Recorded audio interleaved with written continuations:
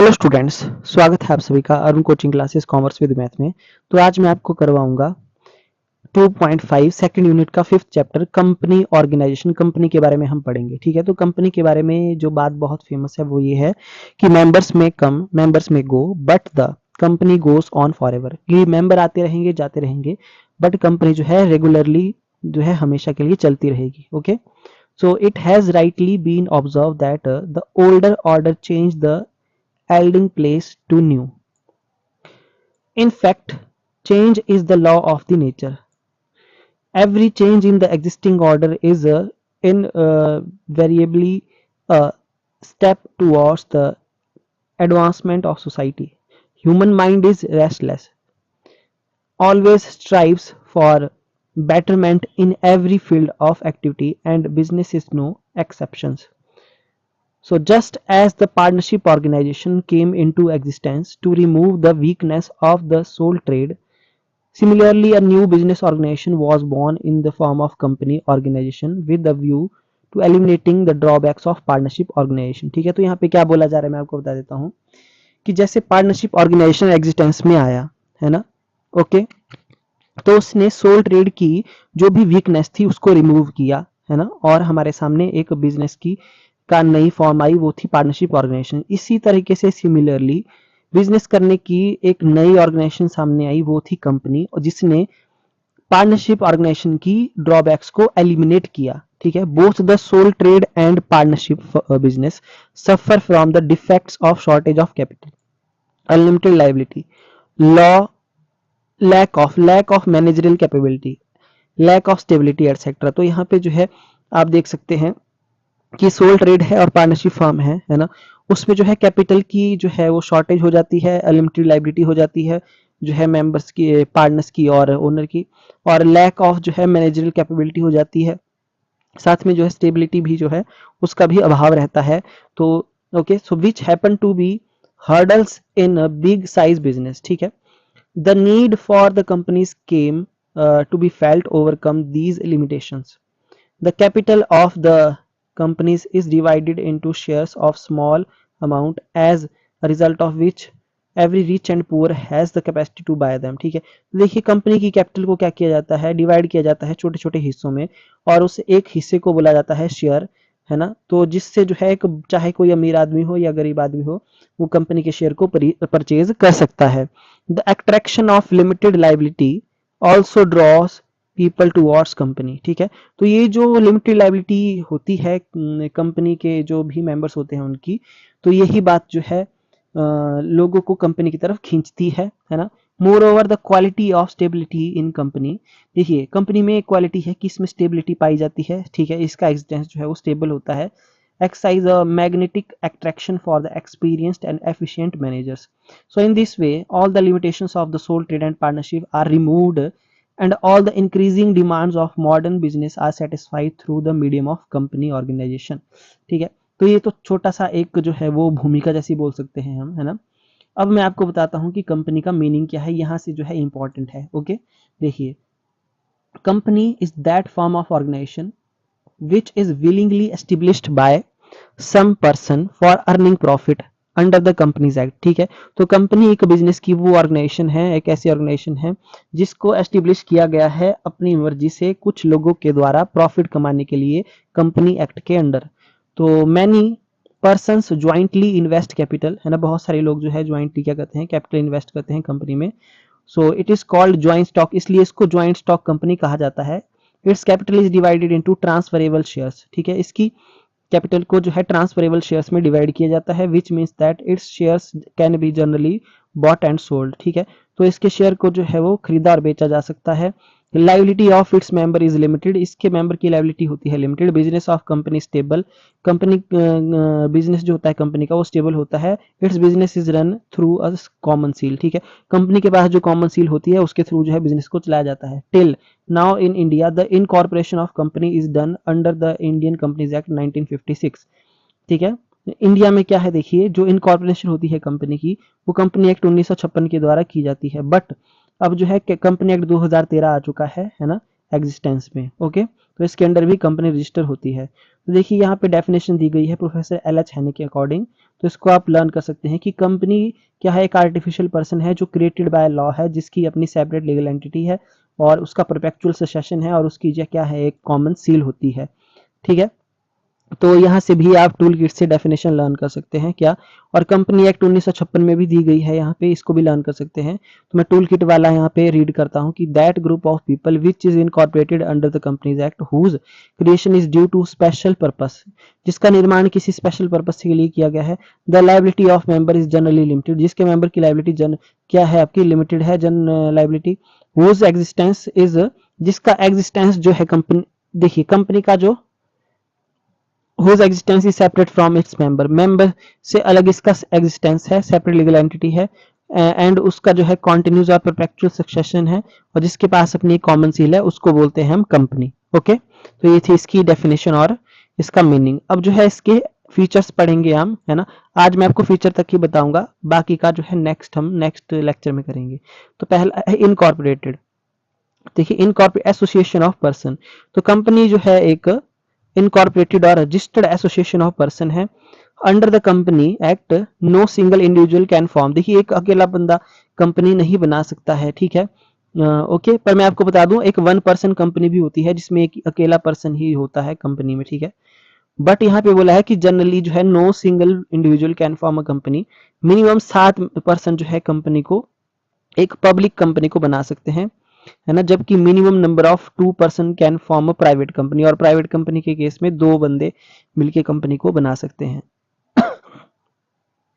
Hence a company is association of person, company की association of person होती है which has more than 1 person, जिसमें एक से ज्यादा पर्सन होता है, इसलिए इसकी रजिस्ट्रेशन जो है जरूरी होती है, ठीक है। आर्टिफिशियल लीगल पर्सन, तो ये आर्टिफिशियल पर्सन होती है, कंपनी के कोई हाथ पांव नहीं होते, ठीक है। कंपनी के पास कोई बॉडी नहीं है, ठीक है, फिर भी कंपनी जो है साइन करती है किससे, अपनी कॉमन सील, जो उसके पास जो है मोहर होती है उसको बोलते हैं common seal. Company is an artificial person जो क्रिएटेड बाय लॉ है। A company is called artificial person because it is only a creation of law, so it is an invisible individual, है no body no soul, ठीक है। A company cannot perform physical action जैसे कि like other ordinary human being, but it has all the legal rights to proceed against anybody. Okay जी, can hold property as owner, maintain its or sell it and can write bill of exchange. देखिए यहाँ पे बोला गया है कि company की कोई आत्मा नहीं है, कंपनी की कोई बॉडी नहीं है, बट फिर भी कंपनी क्या करती है, कंपनी साइन कर सकती है, कंपनी अपने नाम से प्रॉपर्टी रख सकती है, जैसे ओनर रखते हैं कंपनी के, ठीक है। कंपनी क्या कर सकती है, और लोगों के साथ भी जो है वो और लोगों के साथ जो है वो कॉन्ट्रैक्ट साइन भी कर सकती है। ये सारी बातें आगे भी यहाँ पे बताई होगी, देखिए क्या क्या बताया, मैं आपको बता देता हूँ। फिर है सेपरेट लीगल एंटिटीज, ठीक है, मतलब ओनर अलग है कंपनी अलग है, तो एग्जिस्टेंस जो होता है कंपनी का वो सेपरेट होता है, फ्री होता है अपने मेंबर से। कंपनी जो है अपने नाम से प्रॉपर्टी रख सकती है, किसके साथ साइन कर सकती है, ये पॉइंट है आपका सेपरेट लीगल एंटिटी वाला, ठीक है। It can file suit, suit file कर सकती है किसी के खिलाफ भी, और इट कैन ऑल्सो भी, और दूसरे भी इसके ऊपर फाइल जो है कर सकते हैं केस। ऑल द लाइबिलिटी और asset belong to the company itself, है ना, नॉट टू द ओनर या shareholder. So, like partnership organization, the member of the company are not bound by the action of the company. ठीक है, partnership organization, the member of the company are not bound, जो company के member होते हैं, member of the company are not bound, जो company के action से जो है कंपनी के मेंबर बाउंड अप नहीं होते, जैसे कि पार्टनरशिप में होता है।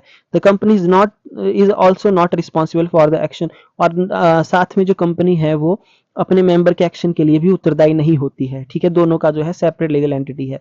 फिर है परपेचुअल सक्सेशन, इसका मतलब है मेंबर आते रहेंगे जाते रहेंगे बट कंपनी चलती रहेगी। The life of the company comparatively more stable than all other form of business organization because the company is an artificial person, so there is no question of natural death, ठीक है।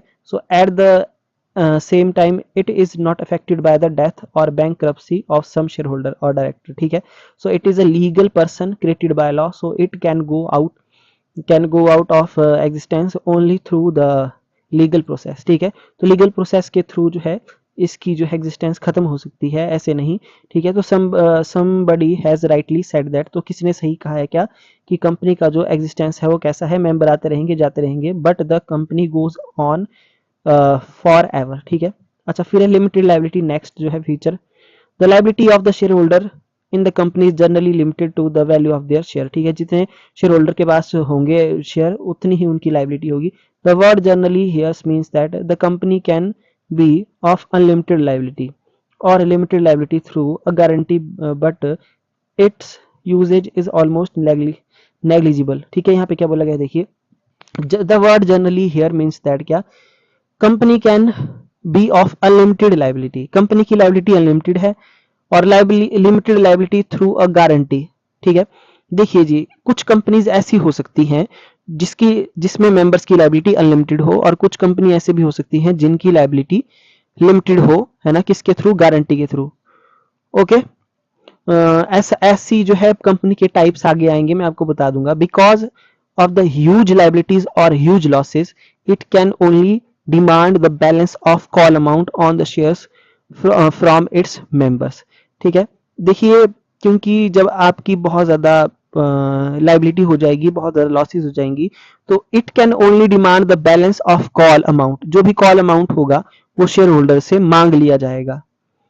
Okay, ये वो amount होगा जो मतलब company के and time पे ही मांगा जाता है। Because of the legal status और existence of the company all the liability rest on the company itself, so not on the members for the transfer of shares. ठीक है, जो मतलब जो लाइबिलिटी है वो कंपनी की, जो लाइबिलिटी होगी वो कंपनी की ही मानी जाएगी वो, और जितना अमाउंट जो है शेयर होल्डर्स ने इन्वेस्ट किया है उतना ही अमाउंट जो है वो उनको देना पड़ेगा, उतने ही अमाउंट की लॉस जो है वो शेयर होल्डर, जैसे मैंने सपोज करिए 5,000 के शेयर परचेज किए हैं तो मेरी लाइबिलिटी 5,000 तक की है, जितनी मैंने गारंटी दी है उससे ज्यादा मेरी लाइबिलिटी नहीं है, बाकी की लाइबिलिटी किसकी है, कंपनी की। ओके, आई होप आपको ये लिमिटेड लाइबिलिटी वाला समझ में आ गया होगा, है ना। मतलब मेरी पर्सनल प्रॉपर्टी, शेयर होल्डर की पर्सनल प्रॉपर्टी को यूज नहीं किया जा सकता है।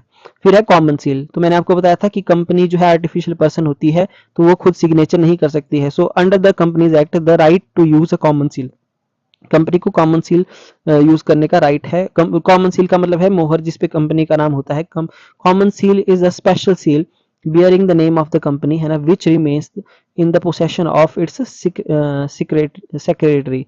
ठीक है, secretary, it is essential to have the common seal along with, तो हर एक कंपनी के पास क्या चाहिए कि कॉमन सील होनी चाहिए along with signature of at least 2 director. ठीक है, और कम से कम 2 डायरेक्टर होने चाहिए as witness to give any document a legal shape. ठीक है, किसी डॉक्यूमेंट को लीगल शेप देने के लिए कंपनी के पास एक कॉमन सील होनी चाहिए सिग्नेचर करने के लिए, और साथ में 2 डायरेक्टर भी होने चाहिए एज विटनेस। ओके जी, अच्छा, उसके बाद है ट्रांसफरेबिलिटी ऑफ शेयर्स। देखिए, जो शेयर होते हैं पब्लिक कंपनी के उसको फ्रीली ट्रांसफर किया जा सकता है। ठीक है, कंपनी आर 2 टाइप, एक पब्लिक कंपनी होती है, एक प्राइवेट कंपनी होती है। तो इसका मतलब क्या है, there is no legal restriction on the sale and purchase of share, but unlike the partnership business there is no need to seek prior approval of the members for the transfer of shares. ठीक है, अच्छा जी, उसके बाद देखिए separation of ownership and management. देखिए, since the number of owners and share holder in the company is very large, देखिए company में क्या होता है, जो ओनर होते हैं यानी शेयर होल्डर होते हैं वो बहुत ज्यादा होते हैं। ठीक है, ओके, तो सभी मिलके जो है वो मैनेजमेंट नहीं कर सकते, है ना। ओके जी, they are spread distant places, और वो अलग अलग प्लेसेस पे रहते हैं सारे ओनर्स, है ना। So they can not interfere the in the day to day routine of the company. So in order to run affairs of the company, अगर कंपनी की एक्टिविटी डेली अफेयर्स को जो है वो रन करना है तो क्या करेंगे, इलेक्ट किया जाएगा किसी रिप्रेजेंटेटिव को जो है मेंबर्स के द्वारा, उसको हम बोलेंगे डायरेक्टर, तो डायरेक्टर को नियुक्त किया जाएगा। Board of director is known as a managing body which manages the company business, जो कंपनी के बिजनेस को मैनेज करेंगे। सो मैनेजमेंट एंड ओनरशिप क्या होती है वो सेपरेट होती है कंपनी ऑर्गेनाइजेशन में, ऐसा बोला गया है। ठीक है, ओनर कोई और है और मैनेजमेंट करने वाला पर्सन कोई और है, डायरेक्टर, बोर्ड ऑफ डायरेक्टर। अच्छा, risk bearing in the sole trade all the risk have to be borne by a single individual. ठीक है, तो देखिए सोल ट्रेड में एक अकेला पर्सन होता है जो सारा का सारा लॉस बियर करता है, पार्टनरशिप में कुछ इंडिविजुअल्स होते हैं जो रिस्क को बियर करते हैं, बस कंपनी में क्या होता है, risk divided between the numerous share holder, बहुत सारे शेयर होल्डर में रिस्क डिवाइड होता है। So nobody feels burden, तो किसी को बर्डन महसूस नहीं होता। That is why a company does not hesitate to undertake more risky ventures. ठीक है, there is more risk, where there is more risk, जहां देखिए रिस्क ज्यादा होगा, द अपॉर्चुनिटी जो होगी वो प्रॉफिट की वो भी ज्यादा होगी. So the company has the capability to undertake more risky ventures. So its profit goes to members and the society. तो किसको प्रॉफिट जाएगा, मेंबर को भी जाएगा, सोसाइटी को भी जाएगा. ओके तो ये रिस्क बियरिंग की बात जो है यहाँ पे है, जितना ज्यादा रिस्क होगा उतना ज्यादा वो है प्रॉफिट भी होता है. ओके अच्छा यहाँ पे कुछ बात बोली गई है मेन डॉक्यूमेंट जो है कंपनी के. The activity of the company are determining through two major document. जो कंपनी की जो एक्टिविटी होती है वो दो डॉक्यूमेंट्स के थ्रू जो है डिटरमाइन की जाती है ना. And it can not be, और उसके बाहर कोई नहीं जा सकता. फॉर एग्जाम्पल ऑब्जेक्टिव जो होते हैं कंपनी के वो मेमोरेंडम ऑफ एसोसिएशन में होते हैं कंपनी के ऑब्जेक्टिव्स. ठीक है और the rules given them affected are described article association. ठीक है और कुछ जो रूल्स होते हैं गिविंग देम इफेक्ट वो डिस्क्राइब किए गए हैं आर्टिकल्स ऑफ एसोसिएशन में. तो इन ये दो मेजर डॉक्यूमेंट हैं, इनके बारे में मैं आपको जरूर बताऊंगा है ना, बट जो है नेक्स्ट लेक्चर में बताऊंगा, अभी नहीं बताऊंगा. ठीक है तो आज के लिए इतना ही. इस वीडियो को आप बार बार देखिए, आपको जो है वो इजीली एमसीक्यू तो लर्न यहीं से ही हो जाएंगे. तो आज के लिए इतना ही. Thank you so much.